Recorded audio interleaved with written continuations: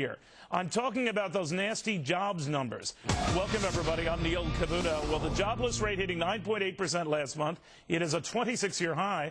263,000 jobs were lost during that month. That was worse than expected, much worse. And that brings us to this. We've got big challenges ahead of us. We inherited a big mess that I inherited when I took office. My administration inherited a fiscal disaster. Well, the president likes to say that he inherited this mess, but is this officially now his mess? Job losses have been coming down in recent months, but not in September. This past month, they jumped by 60,000, and that was despite all the stimulus and government spending. Reaction now from former presidential candidate, former Arkansas Governor Mike Huckabee. The host, of course, is very, very popular Huckabee here on Fox. So, Governor, is this officially his mess? It's been his mess for a long time, but he just won't own it. It's in the trunk of his car. It's in the back seat. It's sitting up beside him in the driver's seat.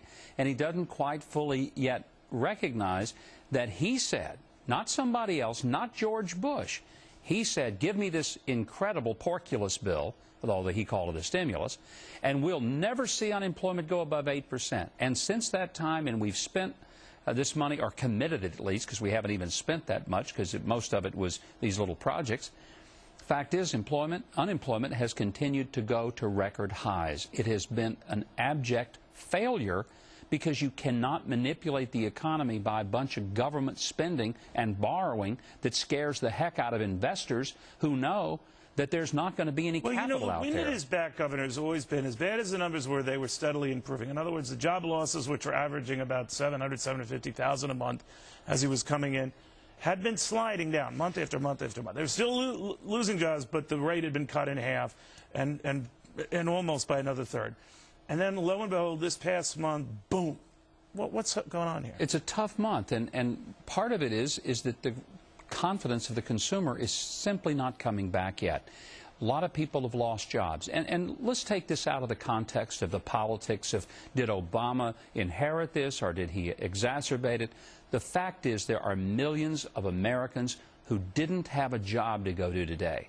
And it's not just the economic downturn, but it's the emotional, the spiritual downturn in this country that we see when you have month after month of people who can't get jobs, who have worked all their lives, are people who just got out of college. They have a mountain of debt from their education, and they're still living in their parents' basements because there is no job for them to go to. Have you talked to my daughter? So let me ask you this.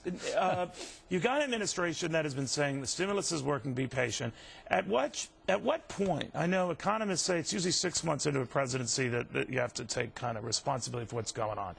They seem to want to be pushing it back a little bit. To be fair to the president, when he did speak today, he wasn't saying I inherited this mess again, although he was referring to the erratic nature of these numbers.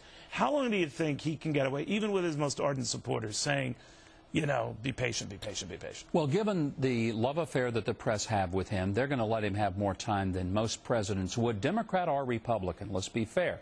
They wouldn't have given Bill Clinton this much time, and they didn't give him this much time. That's right. That's a good point. They really didn't. So this is not a thing where they're just after the Republicans. They uniquely have given Obama a favor that no president in my lifetime has ever had. But it can't last forever, and I'll tell you when it will officially end. It will officially end the day after the November elections in New Jersey and Virginia, when Republicans win both of those governor seats, and there will be blood in the water, and then Democrats will look for a way to say, hey, it wasn't us, and Republicans will say, yes, it was, and the official race for 2010 those races there go that way. I mean, the one in New Jersey, I'm familiar because my home state, that's a draw right now because of this third-party candidate.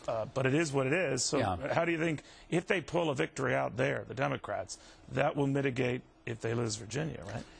Not necessarily, because New Jersey is historically a Democrat state. I know they've had a few Republican governors, but I mean, nobody can look at New Jersey's demographics and say, oh, there's a likely pickup for the Republicans. Right. No, it's a big loss if Democrats lose.